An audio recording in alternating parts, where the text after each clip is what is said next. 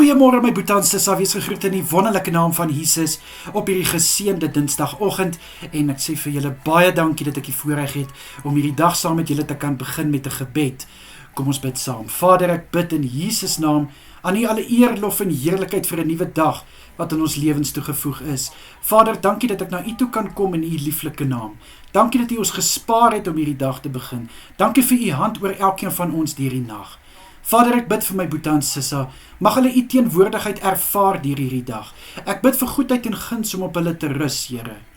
Vader, vir die wat by die werk is, bid ek dat hulle geseën sal wees met 'n suksesvol dag. Vader, ek bid dat hulle hulle beste sal doen en gee in hulle arbeid en mag hulle gevul wees met krag en met wysheid in Jesus Christus naam.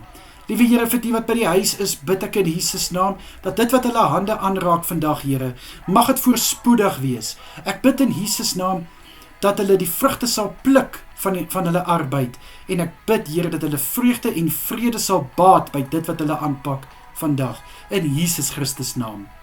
Liewe Here, ek bid ook vir elkeen wat nou gaan slaap na laasnag se werk. Ek bid, liewe Here, dat hulle goeie rus sal inkry. Vader, mag hulle uitgerus opstaan om die volgende skof weer aan te pak.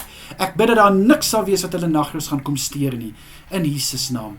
Vader, dan bid ek vir my boetie en sissa, wat een of ander krankheid beleef.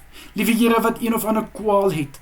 Ek bid in Jesus naam, ek pleit by U, Here, vir volkome genesing in die naam van Jesus. Vader, mag hulle van hierdie oomblik af versterk word. Ek bid dat hulle liggame, liewe Here, sal krag hê om te veg teen hierdie krankheid. Ek bid vir die medikasie en die behandeling om gesalf te word, dat dit deur die mag van Jesus Christus 'n impak sal maak op hulle gesondheid, dat hulle kan gaan getuig, nie van die dokter of van die medikasie nie, maar van Jesus Christus, wat hulle genees het in U kosbare naam.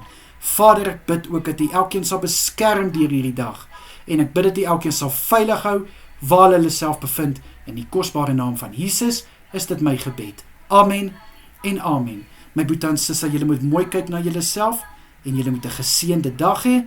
Ek bid vanaand weer vir julle. Totsiens.